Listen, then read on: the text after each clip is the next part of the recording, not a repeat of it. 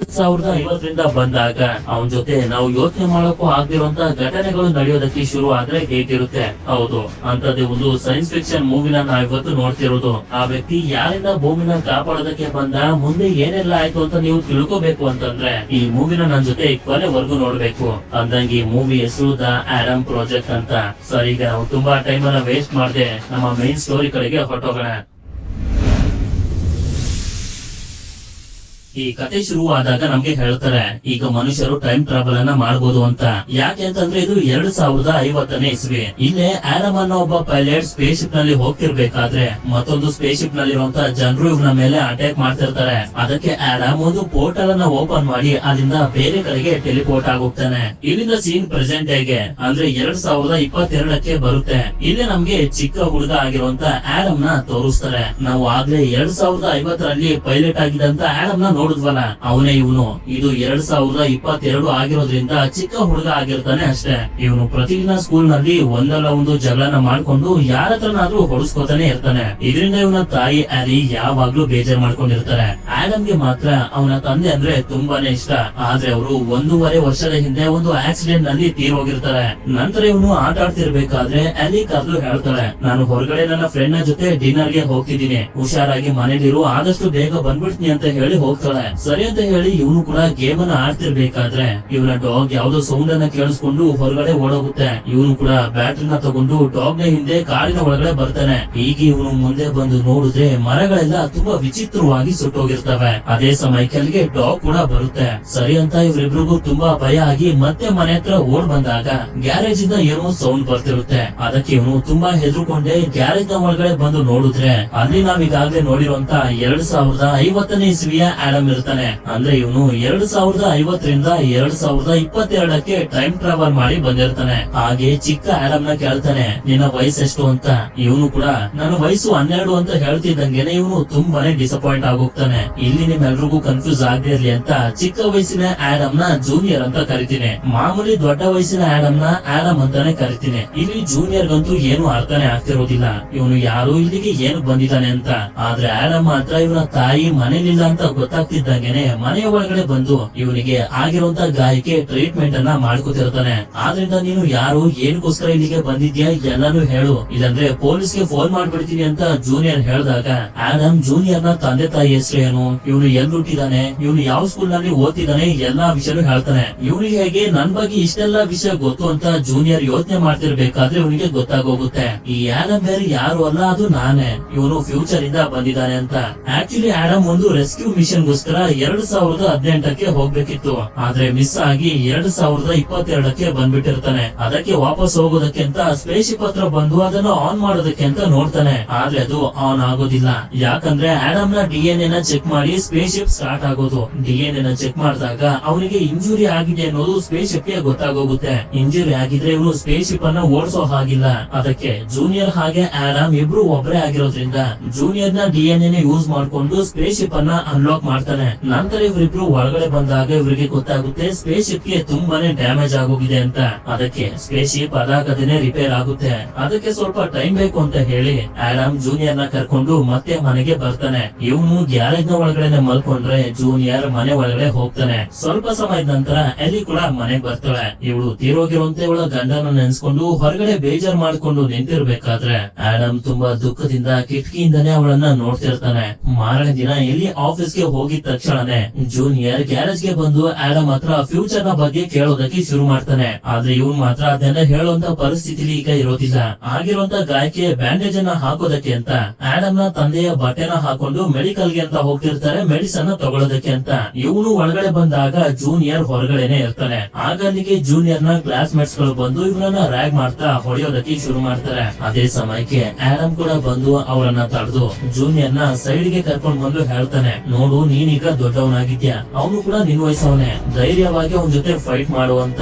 ಸರಿ ಅಂತ ಹೇಳಿ ಇವನು ಕೂಡ ತುಂಬಾ ಧೈರ್ಯದಿಂದಾನೆ ಅವ್ರ ಜೊತೆ ಫೈಟ್ ಮಾಡೋದಕ್ಕೆ ಅಂತ ಹೋಗ್ತಾನೆ. ಆದ್ರೆ ಅವರು ಇವನಿಗೆ ಚೆನ್ನಾಗಿ ಹೊಡೆದಾಕ್ಬಿಡ್ತಾರೆ. ಆಡಮ್ ನನ್ಗೆ ಹೆಲ್ಪ್ ಮಾಡ್ಲಿಲ್ಲ ಅಂತ ತುಂಬಾ ಬೇಜಾರ್ ಮಾಡ್ಕೊಂಡು ಮನೆಗೆ ಹೊರಟೋಗ್ತಾನೆ. ಆಗ ಆಡಮ್ ಆ ಹುಡುಗನ ಹತ್ರ ಬಂದು ಅವನಿಗೆ ವಾರ್ನಿಂಗ್ ಅನ್ನ ಕೊಡ್ತಾನೆ, ಇದೇ ಫಸ್ಟ್ ಅಂಡ್ ಲಾಸ್ಟ್ ವಾರ್ನಿಂಗ್ ನಿಮ್ಮಿಬ್ರಿಗೆ, ಇದೊಂದ್ಸಲ ನೀವು ಜೂನಿಯರ್ ಹತ್ರ ಕಾಣಿಸಿದ್ರು ಕೂಡ ನಾನ್ ನಿಮ್ಮನ್ನ ಬಿಡೋದಿಲ್ಲ ಅಂತ ಹೇಳಿ ಅವ್ರಿಬ್ರನ್ನ ಅಲ್ಲಿಂದ ಓಡಿಸ್ಬಿಡ್ತಾನೆ. ನಂತರ ಇವನು ಗ್ಯಾರೇಜ್ ಹತ್ರ ಬಂದು ನೋಡಿದ್ರೆ ಜೂನಿಯರ್ ಜೂನಿಯರ್ ಡೋರ್ ಅನ್ನ ಲಾಕ್ ಮಾಡ್ಕೊಂಡಿರ್ತಾನೆ. ಅವ್ರು ನನ್ಗಷ್ಟು ಹೊಡಿತಿದ್ರು, ಯಾಕೆ ನೀನ್ ನನ್ಗೆ ಸಹಾಯ ಮಾಡ್ಲಿಲ್ಲ ಅಂತ ಕೇಳಿದಾಗ ಇವನು ಹೇಳ್ತಾನೆ, ನೀನ್ ಇವತ್ತು ಅವ್ರ ಜೊತೆ ಫೈಟ್ ಮಾಡಿ ಸೋತಿದ್ದು ನಿನ್ ಜೀವನದಲ್ಲಿ ಒಳ್ಳೇದಕ್ಕೋಸ್ಕರನೇ, ಅದಕ್ಕೆ ನಾನ್ ನಿನ್ಗೆ ಸಹಾಯ ಮಾಡ್ಲಿಲ್ಲ ಅಂತ. ಆಗ ಜೂನಿಯರ್ ಆಡಮ್ ನ ಬ್ಯಾಗ್ ನಲ್ಲಿ ಇದ್ದಂತ ಒಂದು ಫೋಟೋನ ತೋರಿಸಿ ಕೇಳ್ತಾನೆ, ಇವ್ರು ಯಾರು ಹೇಳು ಅಂತ. ಆಗ ಇವನು ಕೂಡ ಹೇಳ್ತಾನೆ, ಅವಳ ಹೆಸರು ಲಾರಾ, ನನ್ನ ವೈಫ್ ಅಂತ. ನಮ್ಗೆ ವೈಫ್ ಕೂಡ ಇದಾರ ಅಂತ ಇವನು ಕೇಳಿದಾಗ ಈಗ ಅವಳು ಇಲ್ಲ ಅಂತ ಹೇಳಿ ತುಂಬಾ ಬೇಜಾರ್ ಮಾಡ್ಕೊಂಡೆ ಅಲ್ಲಿಂದ ಹೊರಟೋಗ್ತಾನೆ. ಅಲ್ಲಿ ಒಂದು ಬಾರ್ಗೆ ಬಂದು ಕುಂತ್ಕೊಂಡಾಗ ಇಲ್ಲೇ ನಮ್ಗೆ ತೋರಿಸ್ತಾರೆ, ಅಲ್ಲಿ ಆಡಮ್ ಕೂಡ ಇರ್ತಾನೆ. ಇವನ ತಾಯಿನ ನೋಡ್ಬೇಕು, ಮಾತಾಡ್ಬೇಕು ಅಂತ ಇವನು ಇಲ್ಲಿಗೆ ಬಂದಿರ್ತಾನೆ.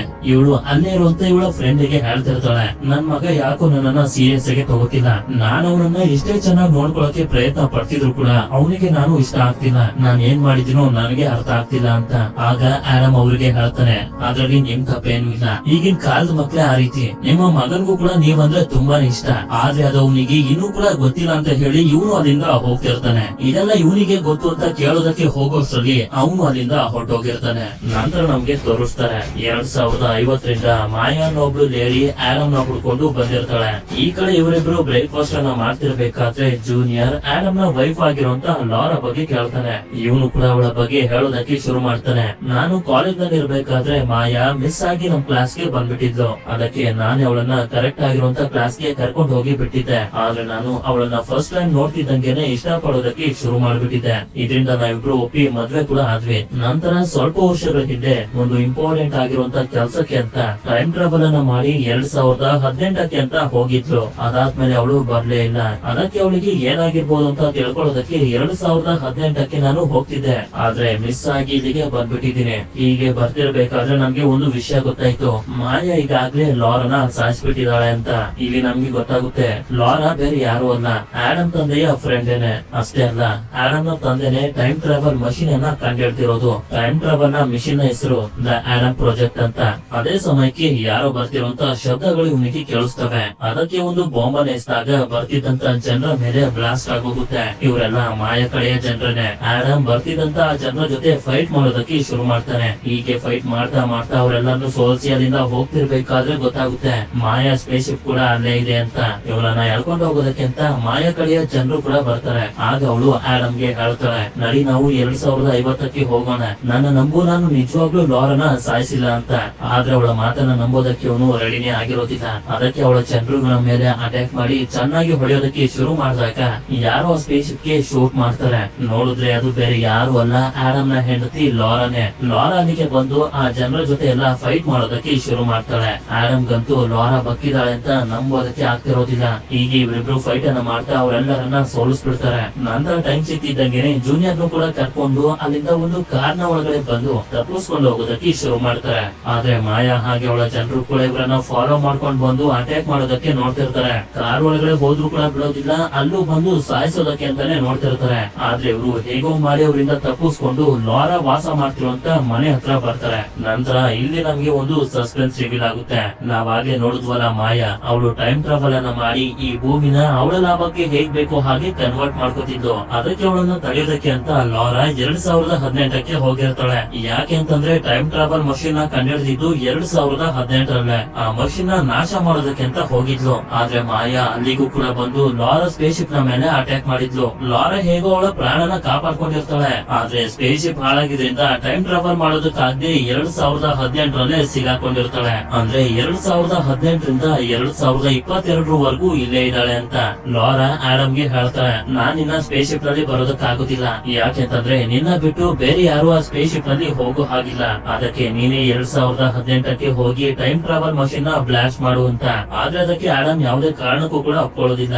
ಯಾಕೆಂದ್ರೆ ಟೈಮ್ ಟ್ರಾವೆಲ್ ಮಷೀನ್ ಬ್ಲಾಸ್ಟ್ ಆದಾಗ ಎಲ್ರು ಅವರವರ ಫಿಕ್ಸ್ಡ್ ಟೈಮ್ ಗೆ ಹೊರಟೋಗ್ತಾರೆ. ಅಂದ್ರೆ ಇವರಿಬ್ರು 2050ಕ್ಕೆ ಹೊರಟೋಗ್ತಾರೆ. ಅಷ್ಟೇ ಅಲ್ಲ, ಈ ಟೈಮ್ ಟ್ರಾವೆಲ್ ಮಷೀನ್ ಬ್ಲಾಸ್ಟ್ ಆದಾಗ ಫ್ಯೂಚರ್ ಹಾಗೆ ಪಾಸ್ಟ್ ನಲ್ಲಿ ಚೇಂಜಸ್ ಗಳಾಗಿ ಇವರಿಬ್ರಿಗೂ ಮೆಮೊರೀಸ್ ಗಳೆಲ್ಲ ಹೊರಟೋಗಿರ್ತವೆ. ಅಂದ್ರೆ ಇವರಿಬ್ರು ಮದ್ವೆ ಆಗಿರುವಂತ ವಿಷಯನೂ ಕೂಡ ಇವರಿಗೆ ಗೊತ್ತಿರೋದಿಲ್ಲ. ಅದೇ ಸಮಯಕ್ಕೆ ಮಾಯಾ ಕಡೆ ಜನರು ಇವರನ್ನ ಹುಡ್ಕೊಂಡು ಬರ್ತಿರ್ತಾರೆ. ಅವ್ರು ಬರ್ತಿರುವಂತ ಸೂಚನೆಗಳು ಇವ್ರಿಗೂ ಕೂಡ ಸಿಗ್ತವೆ. ಅದಕ್ಕೆ ಲಾರಾ ಇವರಿಬ್ರನ್ನ ಅಲ್ಲಿಂದ ಕಳ್ಸೋದಕ್ಕೆ ಅಂತ ನೋಡ್ತಿರ್ತಾಳೆ. ಇವನಿಗೆ ಇಷ್ಟ ಇಲ್ಲ ಅಂತಂದ್ರೂ ಅವಳು ಫೋರ್ಸ್ ಮಾಡಿದ್ರಿಂದ ಜೂನಿಯರ್ ನ ಕರ್ಕೊಂಡು ಅಲ್ಲಿಂದ ಹೊರಟೋಗ್ತಾನೆ. ನಂತರ ಇವಳು ಒಂದಷ್ಟು ಗನ್ ಗಳನ್ನ ಹಾಗೆ ಒಂದು ರಿಮೋಟ್ ಅನ್ನ ತಗೊಂಡು ಹೊರಗಡೆ ಬರ್ತಾಳೆ. ಮಾಯಾ ಕಡೆಯ ಜನರು ಅಲ್ಲಿಗೆ ಬರ್ತಿದ್ದಂಗೆನೆ ಬಟನ್ ಅನ್ನ ಪ್ರೆಸ್ ಮಾಡ್ತಾಳೆ. ಆಗ ಅಲ್ಲೊಂದು ಬ್ಲಾಸ್ಟ್ ಆಗುತ್ತೆ. ಹಾಗೆ ಅವರ ಜೊತೆ ಫೈಟ್ ಮಾಡ್ತಾ ಅಲ್ಲಿರುವಂತವ್ರನ್ನೆಲ್ಲ ಸಾಯಿಸೋದಕ್ಕೆ ಶುರು ಮಾಡ್ತಾಳೆ. ಈ ಕಡೆ ಇವರಿಬ್ರು ಡಿಸೈಡ್ ಮಾಡ್ತಾರೆ. ನಮ್ಮೆಲ್ಲಾ ಪ್ರಾಬ್ಲಮ್ಸ್ ಗಳಿಗೂ ಸೊಲ್ಯೂಷನ್ ಬೇಕು ಅಂತಂದ್ರೆ ನಾವು ಡ್ಯಾಡ್ ನ ಮೀಟ್ ಮಾಡ್ಬೇಕು ಅಂತ. ಅದಕ್ಕೆ ಇವರು 2018ಕ್ಕೆ ಹೋಗಿ ಇವರ ತಂದೆ ಲೂಯಿಸ್ ನ ಮೀಟ್ ಮಾಡೋದಕ್ಕೆ ಎಲ್ಲಾ ತಯಾರಿನೂ ಮಾಡ್ಕೊತಿರ್ತಾರೆ. ಈ ಕಡೆ ಲಾರಾ ಅವರೆಲ್ಲರ ಜೊತೆ ಫೈಟ್ ಅನ್ನ ಮಾಡ್ತಿರ್ಬೇಕಾದ್ರೆ ಮಾಯಾ ಸ್ಪೇಸ್ ಶಿಪ್ ಅನ್ನ ತಗೊಂಡ್ ಬಂದು ಅವಳಿಗೆ ಶೂಟ್ ಮಾಡೋದಕ್ಕೆ ರೆಡಿ ಮಾಡ್ಕೊತಿರ್ತಾಳೆ. ಇವರಿಬ್ರು ಸ್ಪೇಸ್ ಶಿಪ್ ನ ತಗೊಂಡು 2018ಕ್ಕೆ ಹೋಗ್ತಿರ್ತಾರೆ. ಇದು ಲಾರಾಗೂ ಕೂಡ ಗೊತ್ತಾಗುತ್ತೆ. ಅದೇ ಸಮಯಕ್ಕೆ ಮಾಯಾ ಅವಳಿಗೆ ಶೂಟ್ ಮಾಡ್ಬಿಡ್ತಾಳೆ. ಲಾರಾ ಸತ್ತೋಗಿದ್ದು ಇವರಿಬ್ರಿಗೂ ಗೊತ್ತಿರೋದಿಲ್ಲ. ಇವರು ಪೋರ್ಟಲ್ ಅನ್ನ ಓಪನ್ ಮಾಡೋದಕ್ಕಿಂತ ಹೋಗ್ತಿರ್ಬೇಕಾದ್ರೆ ಮಾಯಾ ಹಾಗೆ ಅವಳ ಜನರು ಬಂದು ಇವರ ಮೇಲೆ ಅಟ್ಯಾಕ್ ಮಾಡೋದಕ್ಕೆ ಶುರು ಮಾಡ್ತಾರೆ. ಅದಕ್ಕೆ ಇವರು ಕೂಡ ಒಂದು ಜಾಗದಲ್ಲಿ ಬಂದು ಎಲ್ಲಾ ರೆಡಿನೂ ಮಾಡ್ಕೊಂಡು ಮೇಲಕ್ಕೆ ಬರ್ತಿರ್ತಾರೆ ಪೋರ್ಟಲ್ ಅನ್ನ ಓಪನ್ ಮಾಡೋದಕ್ಕೆ ಅಂತ. ಆಗ ಮಾಯಾ ಹಾಗೆ ಅವಳ ಜನರು ಕೂಡ ಅದಕ್ಕೆ ಬಂದು ಅಟ್ಯಾಕ್ ಮಾಡ್ತಿರ್ತಾರೆ. ಹೇಗೋ ಮಾಡಿ ಇವರು ಪೋರ್ಟಲ್ ಅನ್ನ ಓಪನ್ ಮಾಡ್ಕೊಂಡು ಅದರಿಂದ ಟೆಲಿಪೋರ್ಟ್ ಆಗೋಗ್ತಾರೆ. ಇಲ್ಲಿಂದ ಸೀನ್ 2018ಕ್ಕೆ ಬರುತ್ತೆ. ಆಡಮ್ ನ ತಂದೆ ಆಗಿರುವಂತ ಲೂಯಿಸ್ ಅವರ ಸ್ಟೂಡೆಂಟ್ಸ್ ಗಳಿಗೆ ಕ್ಲಾಸ್ ಅನ್ನ ತಗೋತಿರ್ಬೇಕಾದ್ರೆ ಅವರನ್ನ ನೋಡಿ ಇವರಿಬ್ರು ತುಂಬಾನೇ ಸಂತೋಷ ಪಡ್ತಾರೆ. ಯಾಕೆ ಅಂತಂದ್ರೆ ಅವರು 2022ರಲ್ಲಿ ಒಂದು ಆಕ್ಸಿಡೆಂಟ್ ಇಂದ ಸತ್ತೋಗಿರ್ತಾರೆ. ಅವರಿಗೆ ಎಲ್ಲಾ ವಿಷಯನೂ ಹೇಳಿ ಅರ್ಥ ಮಾಡಿಸ್ಬೇಕು ಅಂತ ಇವರು ಕೂಡ ಡಿಸೈಡ್ ಮಾಡ್ತಾರೆ. ಹೀಗೆ ಲೂಯಿಸ್ ಲೆಕ್ಚರಿಂಗ್ ಅನ್ನ ಮಾಡ್ತಿರ್ಬೇಕಾದ್ರೆ ಒಂದು ಕ್ವಶನ್ ಅನ್ನ ಕೇಳ್ತಾರೆ. ಆಗ ಅದಕ್ಕೆ ಆಡಮ್ ಆನ್ಸರ್ ಮಾಡ್ತಾನೆ. ಅವನನ್ನ ನೋಡ್ತಿದ್ದಂಗೆನೆ ಯಾಕೆ ಇವರು ತುಂಬಾನೇ ಸೈಲೆಂಟ್ ಆಗೋಗ್ತಾರೆ. ಇವ್ರು ನಮ್ಗೆ ಗೊತ್ತಿರೋ ಹಾಗೆ ಇದೆಯಲ್ಲ ಅಂತ. ನಂತರ ಇವನಿಗೆ ಗೊತ್ತಾಗೋಗುತ್ತೆ ಅವನು ಬೇರೆ ಯಾರು ಅಲ್ಲ, ಇವನ ಮಗ ಆಡಮ್ ಅಂತ. ಆಡಮ್ ಹಾಗೆ ಜೂನಿಯರ್ ಇಲ್ಲಿವರೆಗೂ ಏನೇನೆಲ್ಲ ವಿಷಯ ನಡೆದಿದೆ ಅದನ್ನೆಲ್ಲ ಹೇಳಿ ಇವನಿಗೆ ಅರ್ಥ ಮಾಡಿಸ್ತಾರೆ. ನಾವು ಟೈಮ್ ಟ್ರಾವೆಲ್ ಮಷೀನ್ ಅನ್ನ ನಾಶ ಮಾಡೋದಕ್ಕೆ ಅಂತ ಬಂದಿದ್ದೀವಿ. ನಾಶ ಮಾಡ್ಲಿಲ್ಲ ಅಂತಂದ್ರೆ ನಿಮ್ಮ ಫ್ರೆಂಡ್ ಆಗಿರುವಂತ ಮಾಯಾ 2050ರಲ್ಲಿ ಭೂಮಿನ ತನ್ನ ವಶಕ್ಕೆ ತಗೋಬಿಡ್ತಾಳೆ ಅಂತ. ಇಲ್ಲಿ ಹೇಳ್ಬೇಕು ಅಂತಂದ್ರೆ ಲೂಯಿಸ್ ಕಂಡು ಹಿಡಿದಿರುವಂತ ಟೈಮ್ ಟ್ರಾವೆಲ್ ಮಷೀನ್ ಗೆ ದುಡ್ಡು ಹಾಕಿರೋದು ಬೇರೆ ಯಾರು ಅಲ್ಲ, ಅದು ಮಾಯಾನೆ. ಆದ್ರೆ ಎಷ್ಟೇ ಅರ್ಥ ಮಾಡಿಸಿದ್ರು ಲೂಯಿಸ್ ಮಾತ್ರ ಇವರ ಮಾತನ್ನ ಕೇಳಿಸ್ತಿರೋದಿಲ್ಲ. ಹೀಗೆ ಟೈಮ್ ಟ್ರಾವೆಲ್ ಮಾಡಿ ಪಾಸ್ಟ್ ನಲ್ಲಿ ಬಂದು ಚೇಂಜಸ್ ಗಳನ್ನ ಮಾಡಿದ್ರೆ ಫ್ಯೂಚರ್ ಅಪಾಯದಲ್ಲಿ ಇರುತ್ತೆ ಅಂತ ಹೇಳ್ತಿರ್ತಾನೆ. ಈಗಾಗ್ಲೇ ಮಾಯಾ ರೀತಿ ಮಾಡಿ ಭೂಮಿನ ತನ್ನ ವಶಕ್ಕೆ ತಗೊಳ್ಳೋದಕ್ಕೆ ನೋಡ್ತಿದ್ದಾಳೆ. ಪ್ಲೀಸ್ ಆ ಟೈಮ್ ಟ್ರಾವೆಲ್ ಮಷೀನ್ ಅನ್ನ ನಾಶ ಮಾಡೋದಕ್ಕೆ ನಮ್ಗೆ ಹೆಲ್ಪ್ ಮಾಡಿ ಅಂತ ಕೇಳಿದ್ರು ಕೂಡ ಲೂಯಿಸ್ ಅದಕ್ಕೆ ಒಪ್ಕೊಳ್ಳದೆ ಅಲ್ಲಿಂದ ಮನೆಗೆ ಹೊರಟೋಗ್ತಾನೆ. ಈ ಕಡೆ ನಮ್ಗೆ ತೋರಿಸ್ತಾರೆ 2018ರ ಮಾಯಾ ಹತ್ರ 2050ರ ಮಾಯಾ ಬರ್ತಾಳೆ. ನನ್ಗೆ ನಿನ್ನ ಸಹಾಯ ಬೇಕು ಅಂತ. ಅಂದ್ರೆ ಈಗಾಗ್ಲೇ ಇವಳು ಈ ತರ ಟೈಮ್ ಟ್ರಾವೆಲ್ ಅನ್ನ ಮಾಡಿ ಯಂಗ್ ಮಾಯನ ಮೀಟ್ ಮಾಡಿದಾಳೆ ಅಂತ. ಆಕ್ಚುಲಿ ಇಲ್ಲಿ ಹೇಳ್ಬೇಕು ಅಂತಂದ್ರೆ ಇವಳು ಫ್ಯೂಚರ್ ನ ಸ್ಟಾಕ್ ಮಾರ್ಕೆಟ್ ನ ಬಗ್ಗೆ ತಿಳ್ಕೊಂಡ್ ಬಂದು ಈ ಯಂಗ್ ಮಾಯಗೆ ಹೇಳ್ತಿರ್ತಾಳೆ ಯಾವ ಟೈಮ್ ನಲ್ಲಿ ಯಾವ ಸ್ಟಾಕ್ಸ್ ಗಳು ಜಾಸ್ತಿ ಆಗುತ್ತೆ ಅಂತ. ಇದರಿಂದ ಈ ಯಂಗ್ ಮಾಯನು ಕೂಡ ಆ ಸ್ಟಾಕ್ಸ್ ಗಳ ಮೇಲೆ ಇನ್ವೆಸ್ಟ್ ಮಾಡಿ ತುಂಬಾ ದುಡ್ಡನ್ನ ಮಾಡಿರ್ತಾಳೆ. ಮುಂದಿನ ಸೀನ್ ಅಲ್ಲಿ ನಮ್ಗೆ ತೋರಿಸ್ತಾರೆ ಸಹಾಯ ಕೇಳ್ಕೊಂಡ್ ಬಂದ್ರು ಕೂಡ ನನ್ನ ತಂದೆ ಲೂಯಿಸ್ ಸಹಾಯ ಮಾಡ್ಲಿಲ್ವಲ್ಲ ಅಂತ ಆಡಮ್ ತುಂಬಾನೇ ಬೇಜಾರ್ ಮಾಡ್ಕೊಂಡಿರ್ತಾನೆ. ಅದಕ್ಕೆ ಜೂನಿಯರ್ ಹಾಗೆ ಆಡಮ್ ಡಿಸೈಡ್ ಮಾಡ್ತಾರೆ ನಮ್ಗೆ ಯಾರು ಕೂಡ ಹೆಲ್ಪ್ ಮಾಡೋದ್ ಬೇಡ, ನಾವೇ ಟೈಮ್ ಟ್ರಾವೆಲ್ ಮಷೀನ್ ಅನ್ನ ನಾಶ ಮಾಡ್ತೀವಿ ಅಂತ.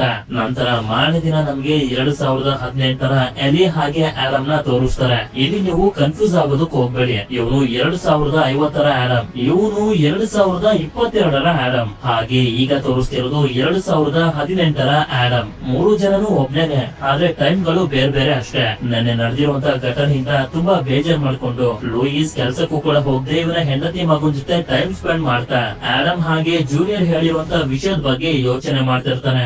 ನಂತರ ನಮ್ಗೆ ಮಾಯಾಳ ಟೆಕ್ನಾಲಜಿ ಕಂಪನಿಯಲ್ಲಿ ತೋರಿಸ್ತಾರೆ. ಆಡಮ್ ಹಾಗೆ ಜೂನಿಯರ್ ಇಬ್ರು ಕೂಡ ಬರ್ತಿರ್ತಾರೆ ಇಲ್ಲಿರುವಂತ ಆ ಟೈಮ್ ಟ್ರಾವೆಲ್ ಮಷೀನ್ ಅನ್ನ ನಾಶ ಮಾಡೋದಕ್ಕೆ ಅಂತ. ಆಡಮ್ ಅವನ ಬ್ಯಾಗ್ ಅನ್ನ ಜೂನಿಯರ್ ಗೆ ಕೊಟ್ಟು ಕಂಪನಿ ಒಳಗಡೆ ಹೋಗ್ತಿರ್ಬೇಕಾದ್ರೆ ಅಲ್ಲೇ ಮಾಯಾ ಕಡೆಯ ಸೋಲ್ಜರ್ಸ್ ಗಳು ಕೂಡ ಇರ್ತಾರೆ. ಆದ್ರಿಂದ ಇವನು ಅವರನ್ನೆಲ್ಲಾನು ಡಿಸ್ಟ್ರಾಕ್ಟ್ ಮಾಡ್ತಿರ್ಬೇಕಾದ್ರೆ ಒಂದು ಡ್ರೋನ್ ಅಲ್ಲಿಗೆ ಬರುತ್ತೆ. ಅದನ್ನ ಆಪರೇಟ್ ಮಾಡ್ತಿರೋದು ಜೂನಿಯರ್. ಡ್ರೋನ್ ನಲ್ಲಿರುವಂತ ವೆಪನ್ಸ್ ಗಳನ್ನ ಯೂಸ್ ಮಾಡ್ಕೊಂಡು ಅವರ ಮೇಲೆಲ್ಲ ಅಟ್ಯಾಕ್ ಮಾಡೋದಕ್ಕೆ ಶುರು ಮಾಡ್ತಾನೆ. ಹಾಗೆ ಆಡಮ್ ಕೂಡ ಒಂದು ಅಡ್ವಾನ್ಸ್ ಆಗಿರುವಂತ ಸ್ವಾಡ್ ಇಂದ ಅವರ ಜೊತೆ ಫೈಟ್ ಮಾಡ್ತಿರ್ತಾನೆ. ಹೀಗೆ ಫೈಟ್ ಮಾಡ್ತಾ ಎಲ್ಲಾ ಸೋಲ್ಜರ್ಸ್ ಗಳನ್ನ ಸಾಯಿಸ್ತಿರ್ಬೇಕಾದ್ರೆ ಆಡಮ್ ನ ಸಾಯಿಸೋದಕ್ಕೆ ಅಂತ ಕಾರ್ ನಲ್ಲಿ ಬರ್ತಿರ್ತಾರೆ. ಆಗ ಯಾರೋ ಇವನನ್ನ ಕಾಪಾಡ್ತಾರೆ. ನೋಡಿದ್ರೆ ಅಲ್ಲಿಗೆ ಲೂಯಿಸ್ ಬಂದಿರ್ತಾನೆ. ಆಡಮ್ ಹಾಗೆ ಜೂನಿಯರ್ ಮಾಡ್ತಿರೋದು ಸರಿ ಅಂತ ಅನ್ಸಿ ಲೂಯಿಸ್ ಬಂದಿರೋದು. ಹೀಗೆ ಇವರಿಬ್ರು ಆ ಟೈಮ್ ಮಷೀನ್ ನಾಶ ಮಾಡೋದಕ್ಕೆ ಹೋಗ್ತಿರ್ಬೇಕಾದ್ರೆ ಲೂಯಿಸ್ ಹೇಳ್ತಿರ್ತಾನೆ ನಾವು ಟೈಮ್ ಮಷೀನ್ ಅನ್ನ ನಾಶ ಮಾಡೋದಕ್ಕೆ ಆಗೋದಿಲ್ಲ, ಹಾಗೇನಾದ್ರೂ ಮಾಡಿದ್ರೆ 100 ಕಿಲೋಮೀಟರ್ ನ ಒಳಗಡೆ ಇರುವಂತ ಎಲ್ಲಾ ಜೀವಿಗಳು ಸತ್ತೋಗ್ತವೆ. ಅದಕ್ಕೆ ನಾವು ಆ time travel machine hard drive ಅನ್ನ ತೆಗೆದು ಬಿಡೋಣ. ಆಗ ನನ್ನ ಬಿಟ್ಟು ಮತ್ತೆ ಇನ್ಯಾರು ಕೂಡ ಅದನ್ನ ಪ್ರೋಗ್ರಾಮ್ ಮಾಡೋದಕ್ಕೆ ಆಗೋದಿಲ್ಲ ಅಂತ. ಈ ಕಡೆ ಜೂನಿಯರ್ ಹೊರಗಡೆ ಇರ್ಬೇಕಾದ್ರೆ ಅಲ್ಲಿಗೆ ಮಾಯಾಳ ಸ್ಪೇಸ್ ಶಿಪ್ ಬರುತ್ತೆ. ಇವರಿಬ್ರು ಕೂಡ ಆ ದೊಡ್ಡ ಟೈಮ್ ಮಷೀನ್ ಇರುವಂತ ಜಾಗಕ್ಕೆ ಬಂದು ತಲುಪ್ತಾರೆ. ಈ ಮಷೀನ್ ಅಲ್ಲಿ ಇರುವಂತ ಹಾರ್ಡ್ ಡ್ರೈವ್ ಅನ್ನ ತೆಗೆದ್ಮೇಲೆ ಬ್ಲಾಸ್ಟ್ ಆದ್ರೂ ಕೂಡ ಜಾಸ್ತಿ ಏನೋ ಎಫೆಕ್ಟ್ ಆಗೋದಿಲ್ಲ, ಬರೀ ಕಂಪನಿ ಮಾತ್ರ ಬ್ಲಾಸ್ಟ್ ಆಗುತ್ತೆ ಅಷ್ಟೇ. ಸರಿ ಅಂತ ಹೇಳಿ ಇವರು ಹಾರ್ಡ್ ಡ್ರೈವ್ ಅನ್ನ ತೆಗೆದು ಕೈನಲ್ಲಿ ಹಿಡ್ಕೊಂಡಿರ್ಬೇಕಾದ್ರೇನೆ ಅದೇ ಸಮಯಕ್ಕೆ ಅಲ್ಲಿಗೆ ಇಬ್ರು ಮಾಯ ಕೂಡ ಬರ್ತಾರೆ. ಈ ಟೈಮ್ ಟ್ರಾವೆಲ್ ಮಷೀನ್ ಇಂದ ನಾವು ಇಡೀ ಪ್ರಪಂಚನೇ ಬದಲಾಯಿಸಬಹುದು, ಯಾಕೆ ಇದನ್ನ ನೀವು ನಾಶ ಮಾಡ್ತಿದ್ದೀರಾ? ಇದರ ಮೇಲೆ ನಿಮ್ಗೆ ಯಾವುದೇ ತರದ ಹಕ್ಕು ಇಲ್ಲ. ಇದನ್ನ ತಯಾರಿಸೋದಕ್ಕೆ ದುಡ್ಡು ಹಾಕಿರೋದು ನಾವು, ಇದು ನಮ್ಮ ನಿಮ್ದು ಅಂತ ಇಬ್ರು ಮಾಯನು ಕೂಡ ಹೇಳ್ತಿರ್ತಾರೆ. ಅದಕ್ಕೆ ಸುಮ್ನೆ ಹಾರ್ಡ್ ಡ್ರೈವ್ ಅನ್ನ ಕೊಟ್ಬಿಡು ಅಂತ ಕೇಳಿದಾಗ ಆಡಮ್ ಕೊಡೋದಕ್ಕೆ ಒಪ್ಕೊಳ್ಳೋದಿಲ್ಲ. ಆದ್ರಿಂದ ಇವಳು ಅಲ್ಲೇ ಇದ್ದಂತ ಒಂದು ಡೋರ್ ಅನ್ನ ಓಪನ್ ಮಾಡಿ ಜೂನಿಯರ್ ನ ಕರ್ಕೊಂಡ್ ಬಂದು ಅವನಿಗೆ ಗನ್ ಪಾಯಿಂಟ್ ಅನ್ನ ಮಾಡಿ ಕೇಳ್ತಾಳೆ, ಈಗ ಹಾರ್ಡ್ ಡ್ರೈವ್ ಅನ್ನ ಕೊಟ್ಬಿಡು ಇಲ್ಲಾಂದ್ರೆ ಇವನನ್ನ ಸಾಯಿಸ್ಬಿಡ್ತೀನಿ ಅಂತ. ಈಗ ಇವರೆಲ್ಲರೂ ಮಾತಾಡ್ತಿರ್ಬೇಕಾದ್ರೆ ಜೂನಿಯರ್ ಕಣ್ಣನ್ನ ಆ ಕಡೆ ತಳ್ಬಿಡ್ತಾನೆ. ಇದರಿಂದ ಬುಲೆಟ್ ಹೋಗಿ ಟೈಮ್ ಮಷಿನ್ ಗೆ ಬಿದ್ದು ಅದ್ರೊಳಗಡೆ ಇದ್ದಂತ ಎಲ್ಲಾ ಎಲೆಕ್ಟ್ರೋಮ್ಯಾಗ್ನೆಟಿಕ್ ಫೋರ್ಸ್ ಹೊರಗಡೆ ಬರೋದಕ್ಕೆ ಶುರುವಾಗುತ್ತೆ. ಅಷ್ಟೇ ಅಲ್ಲ, ಸುತ್ತಮುತ್ತ ಇರುವಂತ ಎಲ್ಲಾ ಮೆಟಲ್ ವಸ್ತುಗಳನ್ನ ತನ್ನ ಕಡೆಗೆ ಎಳ್ಕೊತಿರುತ್ತೆ. ಹೀಗೆ ಒಬ್ಬ ಸೋಲ್ಜರ್ ಹೋಗ್ತಿರ್ಬೇಕಾದ್ರೆ ಜೂನಿಯರ್ ಕೂಡ ಎಳ್ಕೊಂಡು ಹೊಂಟೋಗ್ತಾನೆ. ಅಲ್ಲಿದ್ದಂತ ಡೋರ್ ಗಳು ಕ್ಲೋಸ್ ಆಗಿ ಇವರೆಲ್ಲರೂ ಇಲ್ಲೇ ಸಿಗಾಕೊಂಡ್ಬಿಡ್ತಾರೆ. ನಂತರ ಮಾಯಕರಿಯ ಕ್ರಿಸ್ಟೋಸ್ ಅನ್ನೋ ಒಬ್ಬ ಸೋಲ್ಜರ್ ಬಂದು ಆಡಮ್ ನ ಜೊತೆ ಫೈಟ್ ಮಾಡೋದಕ್ಕೆ ಶುರು ಮಾಡ್ತಾನೆ. ಅವನ ಹತ್ರ ಇರುವಂತ ಹಾರ್ಡ್ ಡ್ರೈವ್ ನ ಕಿತ್ಕೊಳ್ಳೋದಕ್ಕೆ ಅಂತ. ಆದ್ರೆ ಹೀಗೆ ಇವರು ಫೈಟ್ ಅನ್ನ ಮಾಡ್ತಿರ್ಬೇಕಾದ್ರೆ ಇವರ ವೆಪನ್ ಗಳನ್ನು ಕೂಡ ಎಳ್ಕೊಬಿಡುತ್ತೆ. ಜೂನಿಯರ್ ಕೂಡ ಹೇಗೋ ಮಾಡಿ ಆ ಸೋಲ್ಜರ್ ಇಂದ ಬೀಳಿಸ್ಕೊಂಡು ಕೆಳಗಡೆ ಬರ್ತಾನೆ. ಇವರಿಬ್ರು ಯಾವುದೇ ವೆಪನ್ಸ್ ಗಳಿಲ್ಲದೆ ಫೈಟ್ ಅನ್ನ ಮಾಡ್ತಿರ್ಬೇಕಾದ್ರೆ ಕ್ರಿಸ್ಟೋಸ್ ಆಡಮ್ ಗೆ ಹೊಡೆದು ಸಾಯಿಸೋದಕ್ಕೆ ನೋಡ್ತಿರ್ತಾನೆ. ಇಷ್ಟೊತ್ತಿಗೆ ಟೈಮ್ ಮಷಿನ್ ಕೂಡ ಓವರ್ಲೋಡ್ ಆಗೋಗಿರುತ್ತೆ. ಅದೇ ಸಮಯಕ್ಕೆ ಒಂದು ಮೆಟಲ್ ವಸ್ತು ಕ್ರಿಸ್ಟೋಸ್ ಗೆ ಹೊಡೆದು ಎಳ್ಕೊಂಡು ಹೊಂಟೋಗುತ್ತೆ. ಇದರಿಂದ ಆ ಟೈಮ್ ಮಷಿನ್ ಈಗ ಬ್ಲಾಸ್ಟ್ ಆಗುವಂತ ಸ್ಥಿತಿಗೆ ಬಂದು ತಲುಪಿಟ್ಟಿರುತ್ತೆ. ಅದಕ್ಕೆ ಇವರು ಇಲ್ಲಿಂದ ಹೋಗೋದಕ್ಕೆ ದಾರಿನ ಹುಡುಕ್ತಿರ್ಬೇಕಾದ್ರೆ ಅಲ್ಲಿಗೆ ಇವರಿಬ್ರು ಬಂದು ಗನ್ ಪಾಯಿಂಟ್ ಅನ್ನ ಮಾಡಿ ಹಾರ್ಡ್ ಡ್ರೈವ್ ಅನ್ನ ಕೊಡೋದಕ್ಕೆ ಹೇಳ್ತಾರೆ. ನೀವು ಮಾಡ್ತಿರೋದು ತಪ್ಪು ಅಂತ ಲೂಯಿಸ್ ಇವರಿಗೆ ಎಷ್ಟೇ ಅರ್ಥ ಮಾಡಿಸೋದಕ್ಕೆ ಪ್ರಯತ್ನ ಪಟ್ಟರು ಕೂಡ ಇವರಿಬ್ರು ಕೇಳೋದೇ ಇಲ್ಲ. ಆಗ ಇವಳು ಹೇಳ್ತಾಳೆ, ಈ ಟೈಮ್ ಟ್ರಾವೆಲ್ ಮಷಿನ್ ಗೋಸ್ಕರ ನಾನು ಆಡಮ್ ನ ಹೆಂಡತಿನೂ ಕೂಡ ಸಾಯಿಸಿದ್ದೀನಿ. ನಿನ್ಗೆ ಶೂಟ್ ಮಾಡೋದಿಲ್ಲ ಅಂತ ಅನ್ಕೋಬೇಡ. ಹಾರ್ಡ್ ಡ್ರೈವ್ ಅನ್ನ ಕೊಟ್ಬಿಡಿ, ನಾನು ಯಾರಿಗೂ ಏನು ಕೂಡ ಮಾಡೋದಿಲ್ಲ ಅಂತ ಹೇಳ್ತಿರ್ತಾಳೆ. ಆದ್ರೆ ಅದನ್ನ ಕೊಡೋದಕ್ಕೆ ಇವರು ಕೂಡ ಒಪ್ಕೊಳ್ತಿರೋದಿಲ್ಲ. ಆದ್ರಿಂದ ಇವಳು ಶೂಟ್ ಮಾಡೇ ಬಿಡ್ತಾಳೆ. ಆದ್ರೆ ಎಲೆಕ್ಟ್ರೋಮ್ಯಾಗ್ನೆಟಿಕ್ ಫೀಲ್ಡ್ ಇಂದ ಆ ಬುಲೆಟ್ ಹೋಗಿ ಯಂಗ್ ಮಾಯಾಗೆ ಬಿದ್ಬಿಡುತ್ತೆ. ಯಂಗ್ ಮಾಯಾ ಸತ್ತೋಗ್ತಿದ್ದಂಗೆನೆ ಇವಳು ಕೂಡ ಸತ್ತೋಗ್ತಾಳೆ. ಅದೇ ಸಮಯಕ್ಕೆ ಟೈಮ್ ಟ್ರಾವೆಲ್ ಮಷಿನ್ ಕೂಡ ಬ್ಲಾಸ್ಟ್ ಆಗೋದ್ರಲ್ಲಿ ಇರುತ್ತೆ. ಆಗ ಇವರಿಗೆ ಇನ್ನೂ ಕೂಡ ಓಪನ್ ಆಗಿರುವಂತ ಒಂದು ಡೋರ್ ಕಾಣಿಸುತ್ತೆ. ಆದ್ರಿಂದ ಇವರು ಎಲ್ಲಾದ್ರಿಂದ ತಪ್ಪಿಸ್ಕೊಂಡು ಹೇಗೋ ಮಾಡಿ ಆ ಡೋರ್ ನ ಒಳಗಡೆ ಬಂದ್ಬಿಡ್ತಾರೆ. ಇದರಿಂದ ಸೇಫ್ ಆಗಿ ಇವರು ಅಲ್ಲಿಂದ ಹೊರಗಡೆ ಬರ್ತಾರೆ. ಟೈಮ್ ಮಷಿನ್ ಇಂದ ಹಾರ್ಡ್ ಡ್ರೈವ್ ನ ತೆಗ್ದಿದ್ರಿಂದ ಜಾಸ್ತಿ ಏನು ಬ್ಲಾಸ್ಟ್ ಆಗಿರೋದಿಲ್ಲ, ಬರೀ ಆ ಕಂಪನಿ ಮಾತ್ರ ಬ್ಲಾಸ್ಟ್ ಆಗಿರುತ್ತೆ ಅಷ್ಟೇ. ನಂತರ ಇವರು ಮನೆಗೆ ಬರ್ತಾರೆ. ಯಾಕೆಂತಂದ್ರೆ 2018 ಎಲೆ ಹಾಗೆ ಆಡಮ್ ಮನೇಲಿ ಇರೋದಿಲ್ಲ. ಆಗ ಆಡಮ್ ಲೂಯಿಸ್ ಗೆ ಹೇಳಕ್ ಹೋಗ್ತಾನೆ, ಇನ್ನ ಸ್ವಲ್ಪ ವರ್ಷಗಳಲ್ಲಿ ನೀವು ಸತ್ತೋಗ್ತೀರಾ ಅಂತ. ಆದ್ರೆ ಇದು ಲೂಯಿಸ್ ಆಡಮ್ ಹಾಗೆ ಜೂನಿಯರ್ ನ ಫಸ್ಟ್ ಟೈಮ್ ನೋಡ್ದಾಗ್ಲೇ ಗೊತ್ತಾಗೋಗಿರುತ್ತೆ. ಯಾಕೆಂತಂದ್ರೆ ಅವರಿಬ್ರು ತುಂಬಾ ವರ್ಷಗಳಾದ್ಮೇಲೆ ಲೂಯಿಸ್ ನ ನೋಡಿರೋ ರೀತಿ ಬಿಹೇವ್ ಮಾಡ್ತಿದ್ರು. ಅದಕ್ಕೆ ಇವನು ಮೊದ್ಲೇ ಹೇಳ್ಬಿಡ್ತಾನೆ, ನಾನು ಎಲ್ ಸತ್ತೆ ಹೇಗ್ ಸತ್ತೆ ಅಂತ ನನ್ಗೆ ಹೇಳ್ಬೇಡಿ, ಯಾಕಂದ್ರೆ ಫ್ಯೂಚರ್ ನ ಬದಲಾಯಿಸುವಂತ ಪರ್ಮಿಷನ್ ಯಾರಿಗೂ ಇಲ್ಲ. ಮುಂದೆ ಬರುವಂತ ದಿನಗಳಲ್ಲಿ ನಾನ್ ನಿಮ್ ಜೊತೆ ಇಲ್ದೇ ಇರ್ಬೋದು. ಆದ್ರೆ ಆಡಮ್, ನಾನು ಯಾವತ್ತೂ ಕೂಡ ನಿನ್ಗೆ ಒಳ್ಳೇದನ್ನೇ ಬಯಸ್ತೀನಿ. ನನ್ನ ಭಾಗ್ಯ ಇದು ಸಾಯೋದಕ್ಕಿಂತ ಮುಂಚೆ ಬೆಳೆದಿರುವಂತ ನನ್ನ ಮಗನನ್ನ ನೋಡೋ ರೀತಿ ಆಯ್ತು ಅಂತ.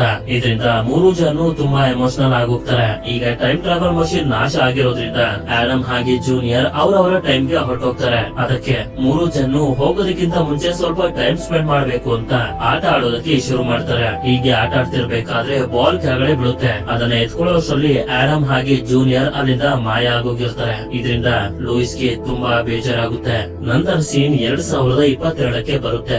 ಜೂನಿಯರ್ ಅವನ ಟೈಮ್ ಗೆ ಬಂದಿರ್ತಾನೆ. ಹಾಗೆ ಇವನು ಇವನ ತಾಯಿ ಜೊತೆ ತುಂಬಾ ಪ್ರೀತಿಯಿಂದ ಮಾತಾಡ್ತಿರ್ತಾನೆ. ಯಾಕಂದ್ರೆ ಈಗ ಇವನಿಗೆ ಫ್ಯಾಮಿಲಿ ಬೆಲೆ ಏನು ಅಂತ ಅರ್ಥ ಆಗಿರುತ್ತೆ. ಇದರಿಂದ ಸೀನ್ 2050ಕ್ಕೆ ಶಿಫ್ಟ್ ಆದಾಗ ಇಲ್ಲಿ ನಮ್ಗೆ ಆಡಮ್ ನ ತೋರಿಸ್ತಾರೆ. ಅದೇ ಸಮಯಕ್ಕೆ ಅಲ್ಲಿಗೆ ಲಾರಾ ಬಂದು ಕುಂತ್ಕೋತಾಳೆ. ಆದ್ರೆ ಅವಳಿಗೆ ಇಲ್ಲಿವರೆಗೂ ನಡೆದಿರುವಂತ ಯಾವುದೇ ತರದ ಮೆಮೊರಿ ಇರೋದಿಲ್ಲ. ಆದ್ರೆ ಆಡಮ್ ಗೆ ಮಾತ್ರ ಎಲ್ಲಾ ಮೆಮೊರಿನೂ ಕೂಡ ಇರುತ್ತೆ. ಹೇಗೆಂದ್ರೆ 2022ರಲ್ಲಿ ಜೂನಿಯರ್ ಆಡಮ್ ಗೆ ಎಲ್ಲಾ ವಿಷಯನೂ ಗೊತ್ತಿತ್ತಲ್ಲ. ಆ ಜೂನಿಯರ್ ಆಡಮೇ ದೊಡ್ಡವನಾಗಿರೋದು. ಈಗ ಮತ್ತೊಂದ್ಸಲ ಆಡಮ್ ಹಾಗೆ ಲಾರಾ ಫ್ರೆಂಡ್ಸ್ ಗಳಾಗ್ತಾರೆ. ಅಂದ್ರೆ ಇವರಿಬ್ರು ಮುಂದೆ ಇಷ್ಟಪಟ್ಟು ಮದ್ವೆ ಆಗ್ತಾರೆ ಅಂತ.